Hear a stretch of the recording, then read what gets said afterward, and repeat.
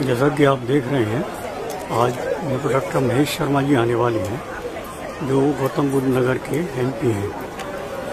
यहाँ एवेन्यू 1 में और सिटी 1 में आज इनका एक कार्यक्रम है जन संवाद का, तो उसमें आने वाले हैं। तो आप देख रहे हैं कि एवेन्यू 1 का एक सेंट्रल पार्क है यहाँ पर ही, और अभी आने वाले हैं। हालांकि लोग उनका इंतजार कर रहे हैं। चिंता भी होती है। सिर्फ हमारी बाउंड्री का मतलब ये नहीं, जिंदगी हमारी चार दीवारी के अंदर की जिंदगी है। हमारी बेटी कॉलेज भी जाएगी, बेटा मार्केट भी जाएगा, मॉल में भी जाएगा, दोस्तों के साथ खेलने भी जाएगा, फिल्म भी देखने जाएगा। और एयर क्वालिटी इंडेक्स का आज का पढ़ लिया है अभी भी कि पूरे देश में दूसरे नंबर का सबसे ज्यादा पॉल्यूटेड शहर है ये चिंता का विषय है। ये अगली पीढ़ी हमसे पूछेगी कि मैंने वसीयत में ये तो नहीं मांगा था कि एक पॉल्यूटेड प्रदूषित शहर आप मुझे देंगे। 4 लाख फ्लैट अभी शहर में खाली पड़े हैं, जो अलॉट नहीं हुए या आधे कंस्ट्रक्टेड है या रजिस्ट्री नहीं हुई है।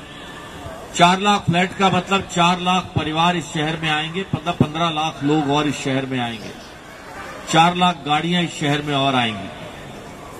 ये चिंता का विषय है। लेकिन खुशी की बात भी है। कहते हैं dress and address defines your personality. शुभकामनाएं, आगे भी आप इस सीट पर खड़े होंगे, हमारी शुभकामनाएं। हमें उम्मीद भी है कि आप नीचे ना। मेरे 2 सवाल है सर।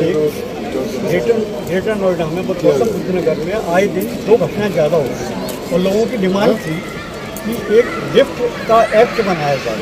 पिछले दिन आपने सुना भी होगा कि उनमें बच्चे का क्या हुआ था, और उनके ए को भी पुलिस ने गिरफ्तार किया था बाद में। तो लिफ्ट एक्ट नहीं है, यहाँ के लोगों की ये समस्या है। और दूसरी समस्या सर, यहाँ पर जो कुत्ते घूमते हैं, सारी सोसाइटी में यही शिकायत कर रहे हैं। जो देखिए, लिफ्ट एक्ट की विषय हम माननीय मुख्यमंत्री जी तक लाए हैं, और मुझे विश्वास है कि लिफ्ट एक्ट अगले 2 महीने के अंदर लिफ्ट एक्ट बन जाएगा। ऐसा मेरा विश्वास है कि लिफ्ट एक्ट बन जाएगा, क्योंकि लिफ्ट के बिना इतनी हाई राइज बिल्डिंगों में अभी तक भी ये गलत हो रहा था। लेकिन अब हमने इसको बहुत मजबूती से बिठाया और लिफ्ट एक्ट बन ही जाएगा, बहुत जल्द बन जाएगा। दूसरा विषय था जो स्ट्रे डॉग्स का है।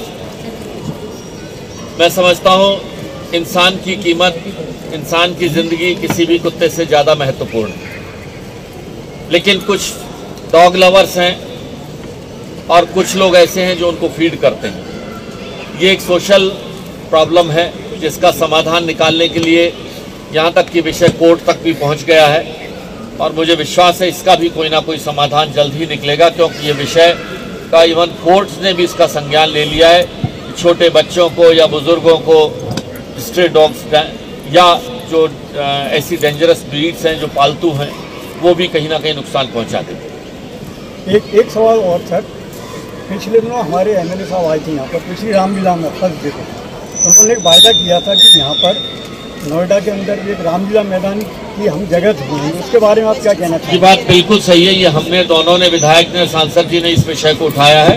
देखिए, ग्रेटर नोएडा वेस्ट जब शहर बसा, ये कमियां रह गई थी। उस वक्त की सरकारें सिर्फ जमीन बेचने में लग गई थी कि जमीन का जो भी हिस्सा बचा है बिल्डर को बेचो, 10% पैसे लो और आगे निकल जाओ। ये उस वक्त का सामाजिक जो चीज़ों, post office, school, hospital, Ramlila मैदान, कोई ऐसा एक मैदान के लिए हमने भी सरकार से लिखा है कि एक तरह का ग्रेटर नोएडा वेस्ट में लगभग 50,000 की कैपेसिटी का या 1 लाख की कैपेसिटी का एक ऐसा ग्राउंड या तैयार किया जाए, जहाँ पर रामलीला और अन्य ऐसी कोई गतिविधियाँ हो सकती। सर, पोस्ट ऑफिस का आपने जिक्र किया, मुझे याद आ गया, इस एरिया में सर कोई पोस्ट ऑफिस नहीं, बहुत दिनों से डिमांड है। ये भी बनेगा, पोस्ट ऑफिस के लिए और पासपोर्ट ऑफिस के लिए भी। इन दोनों के लिए हम लोगों ने लिखा है। सर, मेरा एक कंसर्न है कि जब अथॉरिटी बिल्डर को रेजिडेंशियल एरिया में मार्केट बनाने की परमिशन देती है, तो ये मेक श्योर क्यों नहीं करती कि पार्किंग भी उसे बनानी चाहिए। उसकी वजह से यहाँ इतना हौच पौच हैसल रहता है कि एक तो सफाई नहीं रहती, पहली चीज़, इतनी पार्किंग, इतनी ऑटोज, इतनी गाड़ियाँ, और हमें अपने बच्चों के साथ क्रॉस करने में या चलने में इतना अनसेफ फील होता है उस चक्कर में। अगर आप मार्केट बना रहे हैं तो उसके नीचे पार्किंग बनाना आपकी जिम्मेदारी है। प्रियंका जी, मैं आपकी इस बात से सहमत हूँ, तो कई बार मैंने देखा वो दृश्य बड़ा खतरनाक होता है। ठेले वाले ढाबे वाले, वहाँ पर कई अवैध गतिविधियाँ भी होती हैं, वो भी मैंने खुद भी देखा है। और ये चिंता के विषय लेकर हमने नोएडा प्रशासन को लिखा है। लेकिन ये सच है कि उस वक्त जब ये प्लानिंग का हिस्सा बनी थी, और रेजिडेंशियल एरिया से कायदे से मार्केट एरिया थोड़ा दूर ही होना चाहिए।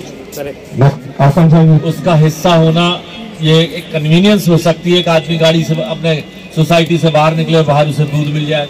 ग्रोसरी, दूध की दुकान हो वहां तक तो ठीक है, लेकिन पूरी बड़ी मार्केट बन जाना, लेकिन अब ये बन गई है तो इनमें और क्या किया जा सकता है, इस विषय पर आपने अच्छा विषय उठाया है।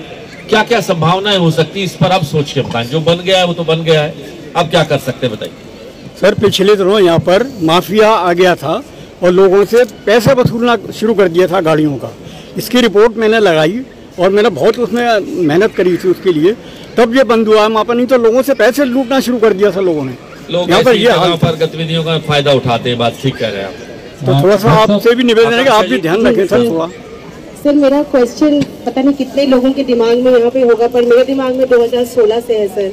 जब से मैंने यहाँ पे घर लिया है, सबसे पहली चीज़ जिसने मुझे मजबूर किया घर लेने के लिए वो था मेट्रो कनेक्टिविटी। और मुझे लगा था लाइफ बिल्कुल सॉर्टेड हो जाएगी, यहाँ आके कम्यूटिंग प्रॉब्लम नहीं होगा। आधे से ज़्यादा टाइम सैलरीड लोग, हम लोग जो जॉब करते हैं सर, वो कम्यूटिंग में ही जाता है। सर, मेट्रो का कुछ आपको आइडिया होगा? देखिए, मेट्रो और सिटी बस सर्विस ये इस शहर में अगर नहीं आई तो ये शहर जाम हो जाए। मैं आपको ईमानदारी से बताऊं, ज्ञानेश जी से झूठ बोलकर मैं परी इस पर किसान चौक पर था, और अब वापस आते हुए जिस सड़क से मुझे यहाँ आते हुए मुझे रेडिसन होटल में एक कार्यक्रम में जाना था। जब मैंने वापसी की लाइन में इतना ट्रैफिक जाम देखा तो मेरे पास यही रास्ता था। मैंने गूगल पर डाल के देखा, यहाँ आने के लिए वो 38 मिनट दिखा रहा था, आगे जाने के लिए 23 मिनट दिखा रहा था। तो ये मैं समस्या में समझ सकता हूँ, इसका कोई ना कोई समाधान निकलेगा। मेट्रो आएगी यहाँ पर, ये विश्वास कर। असल में डॉक्टर साहब, सब लोग अब तो मतलब कई बार ये क्वेश्चन हो चुका है, आकांक्षा जी ने जो पूछा है, ये समझ में नहीं आता कि आखिर कौन सी जगह पे जाके वो अटक जाती है। क्योंकि हम हर 3 महीने में एक बार न्यूज में देखते हैं कि अब एक स्टेज आगे बढ़ी लेकिन फिर 2 स्टेज पीछे हो गई। मैं इस विषय पर और थोड़ा सा सरकार से, भारत सरकार से, क्योंकि ये विषय प्रदेश की सरकार नहीं कर पाएगी, भारत सरकार ही कर पाएगी।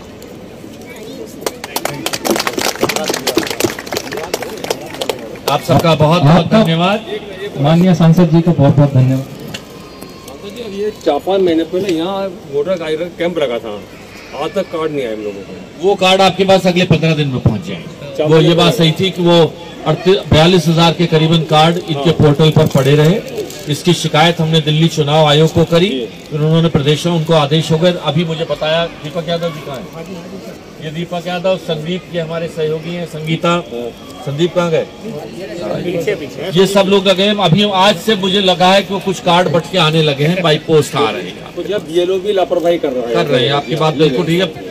45,000 के करीबन फॉर्म 9 महीने से उनके पास पड़े हुए, बिल्कुल। लेकिन अब मुझे उम्मीद है कि वो पोर्टल पर चढ़ गए, क्योंकि कल हमारा फिर कैंप लगने जा रहा है, उसमें अब वो पुराना कैंसिल हो जाएगा।